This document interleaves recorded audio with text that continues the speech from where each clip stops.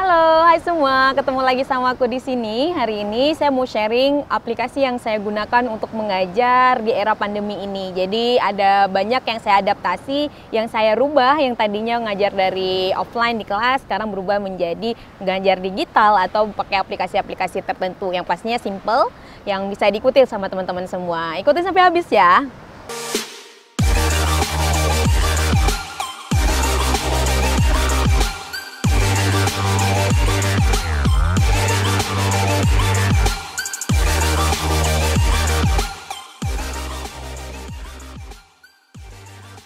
Well, yang pertama adalah saya mau membagi video ini dalam 3 bagian. Yang pertama ke bagian sebelum saya mengajar atau pre-teaching, waktu mengajar, ketika mengajar, dan sesudah mengajar atau post-teaching. Yang pertama sebelum mengajar, saya mencoba membuat materi saya itu menarik, simple, itu menggunakan Canva, yaitu www.canva.com. Di Canva ini sudah ada banyak sekali template, teman-teman tinggal cari aja template yang kira-kira cocok dan bagus, yang mungkin sesuai selera teman-teman. Jadi kadang memang template ini ya cari ya di presentasi, kemudian cari beberapa template ini tips dari saya, coba sesuaikan dengan yang sudah ada, karena biasanya kalau kita mau terlalu banyak yang diisi itu malah membuat template ini jadi tidak bagus. Jadi usahakan ya sesuai template saja, paksakan sedikit materinya tuh masuk ke template tersebut. Kalaupun ada yang nggak masuk ya paling nanti dijabarkan aja pas ngajar gitu, tapi sedangkan materi-materi yang inti atau poin-poinnya itu sudah masuk ke template tersebut, jadi tampilannya jauh lebih bagus. Kemudian tips dari saya juga ya, jangan terlalu banyak mencari template-template gitu, usahakan kalau mau udah ada yang cocok udah pakai aja, karena saking banyaknya kadang kita bingung kan mau nyari yang mana yang paling bagus gitu, sedangkan materi yang kita sampaikan mungkin kan nggak juga satu kali pertemuan, ada beberapa pertemuan, jadi pakai aja dulu satu template yang kira-kira udah paling maksimal. Yang kedua, ketika saya sudah menyelesaikan materi dalam bentuk template ini, kemudian saya juga kadang suka merecord video sendiri, dalam artian mereka bisa akses dulu gitu, mahasiswa bisa akses dulu sebelum mereka kuliah dengan saya. Ya, saya menggunakan Loom untuk video ini, www.loom.com. Jadi Loom ini yang tidak berbayar ya, yang free bisa 5-10 menit, tapi kalau berbayar bisa lebih dari 10 menit. Jadi bentuknya adalah file yang sudah ada, kemudian ya tinggal dipresentasikan gitu, kemudian dia bentuknya bentuk record, jadi ada gambar kitanya di pinggir kiri atau di bawah gitu, kemudian ada slide. Jadi saran saya slide itu sudah disimpan dulu di Google Drive, jadi tinggal dibuka tab, kemudian lihat slide-nya, kemudian ya tinggal dipaparin aja sedikit materi tersebut. Jadi misalkan bikin video dengan Loom ini mungkin tidak cocok untuk yang mau mengajar teknis atau praktek apa gitu, nggak cocok. Tapi kalau memang konsep, teori ini sangat bagus ya, karena penjabarannya bisa singkat melalui video Loom ini, kemudian orang bisa akses. Jadi bisa di-download kemudian videonya, atau hanya sekedar share link saja dari Loom yang sudah dibuat sama teman-teman. Next, bisa juga materi saya siapkan dalam bahan artikel, misalnya website saya gitu, WordPress atau blog yang sudah saya buat untuk dibaca oleh mahasiswa dulu sebelum kuliah dimulai. Nah, itu dia pre-teaching yang saya siapkan dan aplikasi yang saya gunakan. Kemudian ketika mengajar, saya lebih prefer menggunakan Zoom, meskipun Zoom yang tidak berbayar ya, mencoba untuk memaksimalkan Zoom yang tidak berbayar ini selama 40 menit. Jadi mulai dari saya setting dulu nih Zoom-nya buat jadwal, dan kemudian saya sharekan ke mahasiswa untuk bisa diakses di hari kuliah tersebut. Jadi ketika Zoom-nya sudah aktif dan sudah mulai mengajar, saya juga punya materi, share screen dan lain sebagainya.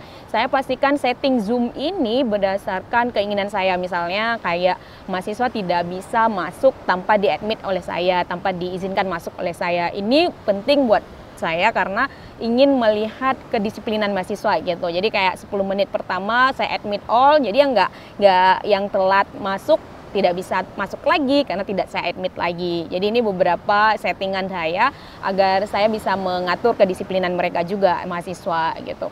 Jadi pas kuliah ya saya maksimalkan tadi 40 menit dan biasanya 5 menit pertama juga saya pakai untuk absensi. Saya suka absensi secara manual, maksudnya saya panggil satu persatu kalau mau mahasiswanya tidak lebih dari 20 orang. Ini sangat efektif karena untuk me-engage mereka gitu. Mereka turut aktif dalam perkuliahan, merasa hadir di kuliah tersebut, even pun online. Kalau mereka memang merasa dipanggil namanya kan, mereka merasa ada engagement dalam kelas. Jadi kemudian juga saya pastikan mereka harus menghidupkan video karena memastikan bahwa kuliah mereka dalam keadaan benar-benar kuliah, bukan sedang ada aktivitas lain gitu. Jadi saya bisa cek di video mereka, mereka harus hidup videonya.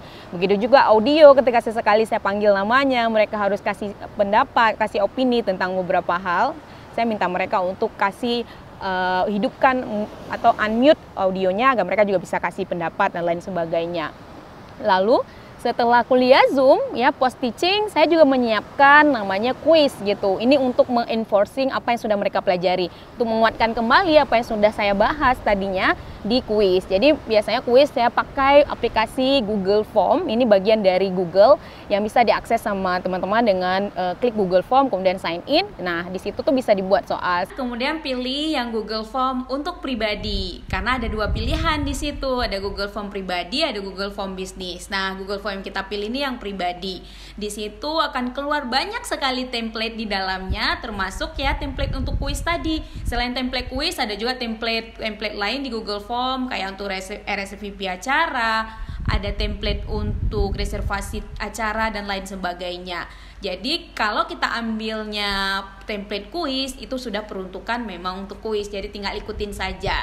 Saya suka membuat dalam bentuk multiple choice karena biasanya multiple choice tuh memang tidak berat buat mahasiswa, malah berat buat dosennya, tapi ini juga bagus gitu kalau kita bikin soal-soal dalam bentuk kasus, mengajak mereka berpikir lagi gini, dengan kasus seperti ini jawaban yang tepatnya apa gitu, ada di option A, B, C, D, E-nya. Jadi fungsinya kita bikin kuis di Google Form ini adalah akan mengeluarkan hasilnya nanti atau respon dari mahasiswa itu akan berbentuk Excel atau berbentuk spreadsheet yang bisa kita transfer ke Google Drive, yang pastinya secara otomatis itu sudah tersimpan di Google Drive. Jadi ketika kita butuh lagi mau melihat hasil evaluasi mahasiswa, maka bisa dilihat di Google Drive atau bahkan di download juga bisa. Jadi saya setting bisa keluar nilai ketika mereka selesai mengerjakannya. Mereka bisa tahu kemampuan mereka untuk hari itu seperti apa. Apakah bisa menjawab semua, apa setengah, apa hanya beberapa soal saja.